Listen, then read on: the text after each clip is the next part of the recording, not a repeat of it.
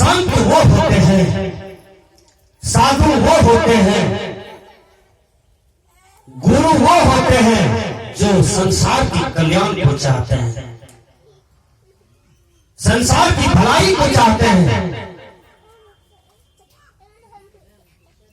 कबीर साहब ने एक जगह कहा है, मैं रोऊं इस जगत को, मोह को रोवे न कोई, मोह को रोवे सोई जाना जो शब्द विवेकी होए। गुरुवर कबीर कहते हैं कि हमारे लिए वही रोएगा जो हमारे शब्दों का विवेकी होगा। लेकिन मैं संसार के लिए रोता हूं, मैं समाज के लिए रोता हूं। आप ठीक से नजरिया दीजिए समाज में, संसार में, देखिए आदमी किसके लिए रोता है। अपने जीवन से थोड़ा सोचिए। कोई आपके हम मर जाए, आपका खून वाला आदमी है, तब आपके आंख से आंसू निकलेगा कि दादा मर गेले, दादी मर गेले, बाप मर गेले, मैया मर गेले, चाची मर गेले। खूब रोता है क्योंकि उसको अपना नजर आता है, इसलिए रो रहा है। अपना के प्रति मोह है, इसलिए रो रहा है।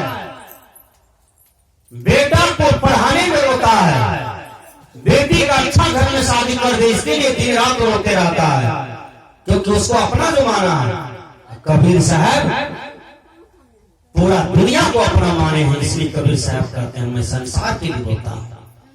यह संत महात्मा संसार के लिए रोते हैं, संसार के लिए जीते हैं तो संसार के लिए होते हैं। संत का जीवन किसी एक के लिए नहीं होता है, सबके लिए होता है। संत परमार्थी होता है, संत उपकारी होता है, संत सबका होता है, गुरु सबका होता है।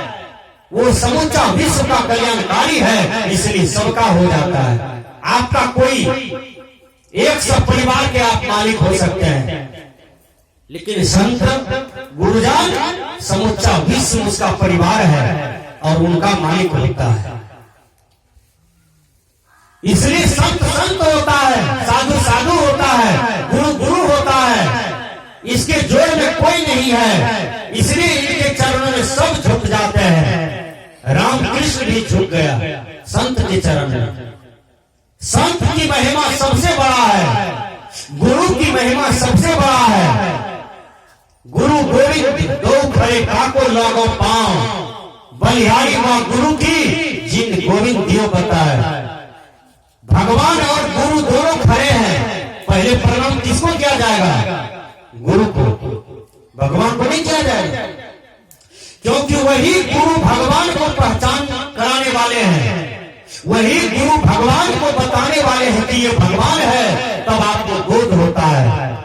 इसलिए गुरु का बलिहारी है, गुरु की महिमा अपरंपार है। गुरु का गुणों का वर्णन कागज कलम से नहीं किया जा सकता है।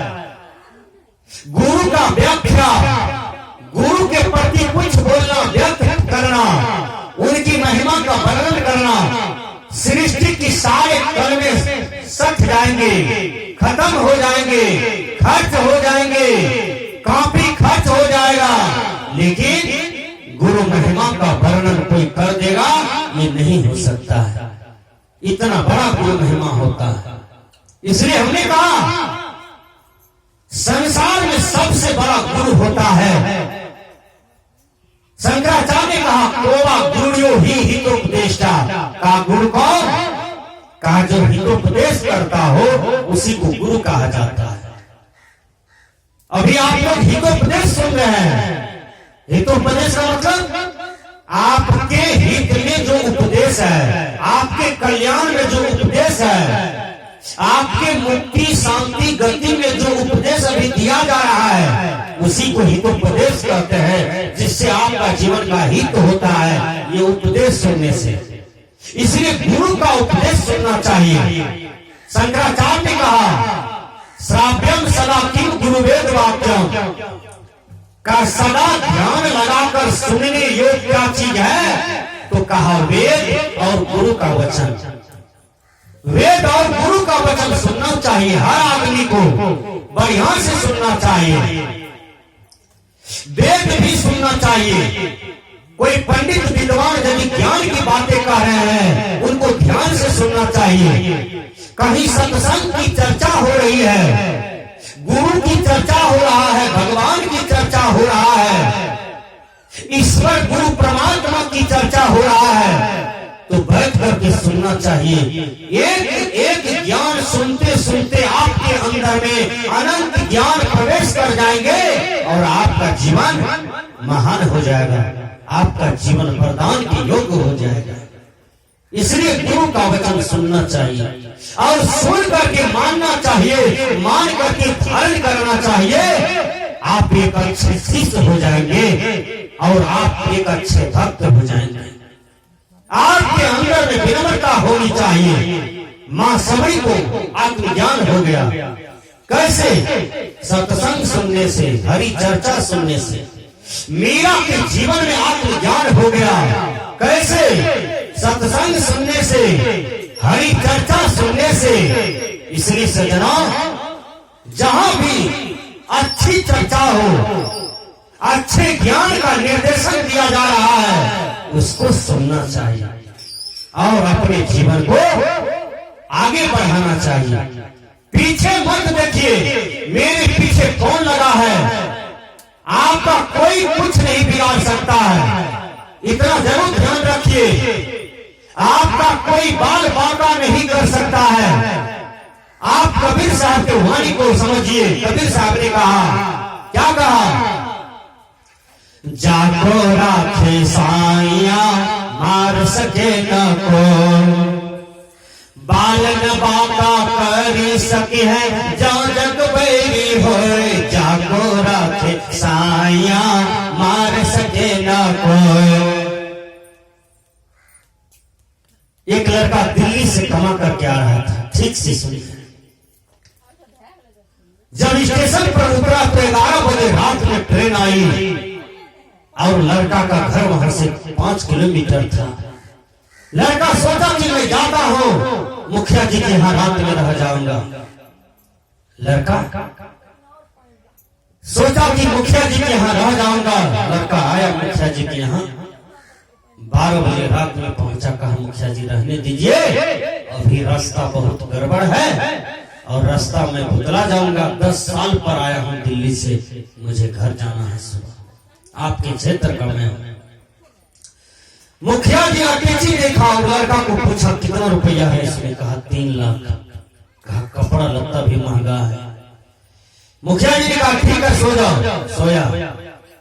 मुखिया जी ने सोचा कि इसको 2 बजे रात में भगा देंगे और सामान वामान इसका हम गायब करवा देंगे। लोग हो गए। मुखिया जी क्या किया? 2 चोर को फिट कर दिया कलभट के पास। जिस रास्ते से लड़का जाता, उसी रास्ते में 2 डकैत को फिट करवा दिया। वो लड़का को 2 बजे उठा दिया और 2 घंटा रहने दिया। कहा, यदि अपने घर पर कुछ करूंगा तो मैं पकड़ा जाऊंगा, सीबीआई की जांच में पकड़ा सकते हैं। 1 किलोमीटर आगे घटना होगी तो किसी पर ऑब्जेक्शन नहीं आएगा। 1 किलोमीटर बगल हट के वो कलभट था, वहां 2 बदमाश को रख दिया और कहा, इसको मार करके घेगवा की तर में रख देना और इसका सामान हमारे घर पर पहुंचा दिया। मुखिया जी ने कहा, लड़का को 2 बजे जगा करके भगा दिया। लड़का सीधा साधा था, देखिए दिल का शुद्ध था, इसलिए वो छलकपट नहीं रखा, वो सारी बात बता दिया था मुखिया जी। मुखिया जी कपटी बना, मुखिया जी लोभी बन गया। उसके समान टका देख करके होता क्या है, जब लड़का मुखिया जी के यहां से चल दिया टेची लेकर के, तो एक आदमी लघु शंका करने के लिए जगह था। 10 लगा हट के वो आदमी इसको देखा जाते हो। कहा, ओ भैया कौन है आप, कहां से आ रहे हैं? कहा, हम दिल्ली से आ रहे हैं 10 साल पर, हमको बैग में रुपया पैसा कपड़ा लगता है। रात में मुखिया जी के यहाँ ठहरा हो, आओ देखिए ना, मुखिया जी बोले सुबह हो गया जाओ। कहा नहीं भैया अभी 2 बजा है, अभी सुबह नहीं हुआ है, मेरे यहाँ ठहरो तो हम तुमको बिछावन लगा देते हैं। उसने रख लिया। अब 2 बदमाश वहां आशा देख रहा है, यहां से मोबाइल पर कह रहा है कि लड़का जा रहा है, वही लड़का जा रहा है टेची से, तुम उसको मार देना, सामान छीन लेना, शरीर को भगवा की तर में, पानी के तर में रख देना। विचार कीजिए। जब बहुत देर हो गया तो मुखिया जी कहा बेटा को भेजते हैं, देखें वो लड़का कहां चला गया। बेटा को भेजा तो बदमाश सोचा कि वही लड़का ना रहा है, मारा गोली, बस मुखिया जी का बेटा को ही मर्डर कर दिया। जब आवाज हुआ तो मुखिया जी सोचा लगता है काम बन गया। जब भैया को देर हो गया, मुखिया जी के बेटा को देर लग गया, तब छोटा बेटा को भेजता है, देखो तुम्हारे भैया नहीं आया अभी तक। बदमाश सोचा कि ये आदमी भूल से मारा गया। बदमाश दोनों पहचानता है कौन है नहीं। छोटा बेटा को जो भेजा, छोटा को भी गोली मारा, बस वो बेटा भी वहीं चला गया। 2 बेटे था, दोनों बेटा को बदमाश ने मार डाला। और जब सुबह हुआ पता चला कि मुखिया जी का बेटा ही मारा गया है। अब विचार कीजिए, मुखिया जी बेटा के लाश पकड़ पकड़ करके रो रहा है।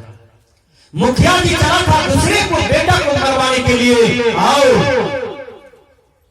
ये है गीता का ज्ञान, जैसा कर्म करोगे इंसान वैसा फल देगा भगवान।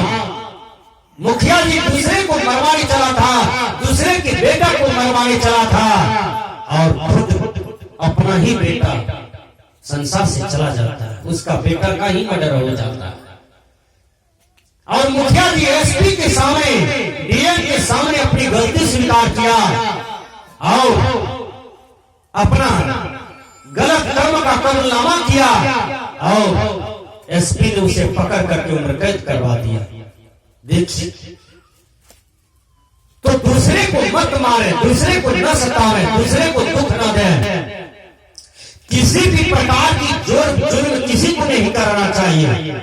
हर आदमी ये सोचिए कि जब मैं किसी पर गड्ढा खोदता हूं, वह गड्ढा में दिन हम गिरेंगे। यदि हम किसी के लिए कांटा गाड़ते हैं तो उसमें एक दिन हमारा ही पैर गथेगा।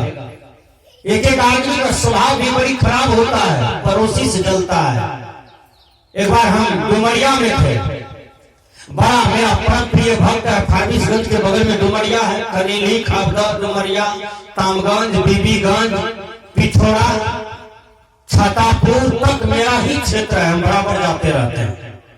विचार कीजिए, डुमरिया में एक आदमी सज्जन मंडल नाम का लोग है, उसने कहा हजूर देखिए ना, मेरे मकान के बगल बगल में यहां से लेकर वहां तक कदम गाछ सटा सटा के लगाया है, मोटाता है, कहीं ज्यादा मोटा जाएगा, कल गिरेगा तो छत भी टूट सकता है, कुछ भी हो जाएगा नहर पत्थर। ये आदमी जलन से लगाया। हमने कहा आप चिंता मत करो, जो लगाया है उसका घर कहाँ है? कहा वो बगले में देखते हैं उसी का घर। हमने कहा तुम्हारे घर पर नहीं गिरेगा, वो उन्हीं के घर पर गिरेगा, देखना तुम। और एक बार आंधी आया, उन्हीं के घर पर वो गाछ गिर गया। पड़ोसिया के लिए लगाया था, लेकिन उसके घर पर गाछ नहीं गिरा, गिरा उन्हीं के घर पर, और उसका घर टूट गया। विचार किया, घटना नहीं हुई, बच गया, लेकिन उसको बोध हुआ कि हमने गाछ लगाया पड़ोसिया को दबाने के लिए, पड़ोसिया को दब के मरने के लिए, लेकिन वो गाछ आज हमारे ही घर को तहस नहस कर दिया, तोड़ दिया। यही कर्मदंड है। तो मैंने कहा कि हम किसी के प्रति गलत न सोचें, गलत न बोलें, गलत न करें। इसी का कर्म हमें भोगना पड़ता है। इसलिए हम जब भी सोचें अच्छा सोचें, जब भी करें अच्छा करें, जब भी बोले अच्छा बोले। इंग्लिश के विद्वान ने कहा as you sow so you reap, जैसी करनी वैसी भरनी। करनी के अनुसार भरनी होता है। विचार कीजिए, आपने गणित बनाया, गणित में मास्टर देता है खाली स्थान को भरो। सही से भरिएगा तो अंक मिलेगा, नंबर मिलेगा ना। अब उसको गलत भरिएगा तो नंबर मिलेगा, नंबर मिलेगा। उसी प्रकार मानव जीवन में आए हैं। परमात्मा ने, गुरु ने कहा खाली स्थान को भरो तो सही से भरिए, आपके जीवन में मुक्ति आएगी, शांति आएगी। यही जीवन का सच्चा लक्ष्य।